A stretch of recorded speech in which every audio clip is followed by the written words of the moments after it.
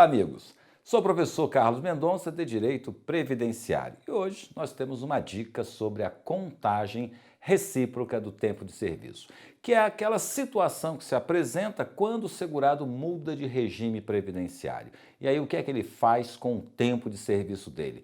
Ele pode levar para o outro regime? A resposta, sim, isso consta da Constituição, consta no parágrafo 9º do artigo 40, consta do parágrafo 9º do artigo 201 e consta também da nossa Lei 8.213. Só que nós vamos abordar aquela parte em que não pode haver a contagem recíproca, ou seja, quando é que a gente não pode levar o tempo de um regime de previdência para o outro. Acompanha comigo aqui na tela.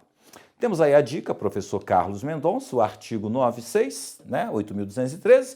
O tempo de contribuição ou de serviço de que trata esta seção será contado de acordo com a legislação pertinente, observadas as seguintes normas. Então, você não pode fazer a contagem recíproca, tá? Não será admitida a contagem em dobro ou em outras condições especiais.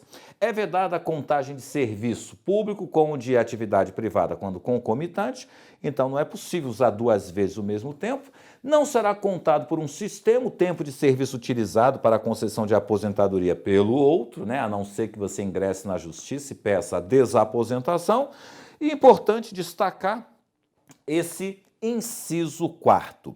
O tempo de serviço anterior ou posterior à obrigatoriedade de filiação à Previdência Social só será contado mediante indenização da contribuição correspondente ao período respectivo, com acréscimo de juros moratórios de 0,5% ao mês, capitalizados anualmente, e multa de 10%.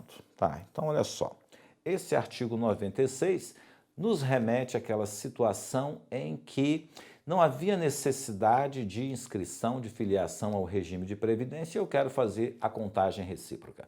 Imagine o tempo de serviço rural anterior à Lei 8.213. Não havia obrigatoriedade de filiação ao regime geral de previdência social. Sendo assim, posso averbar no serviço público um tempo rural anterior à Lei 8.213?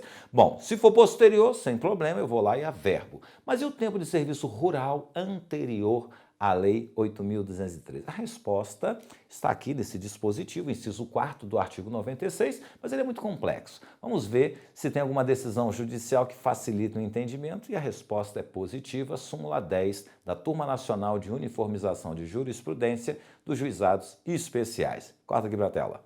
Olha que resposta bem resumidinha, bem interessante.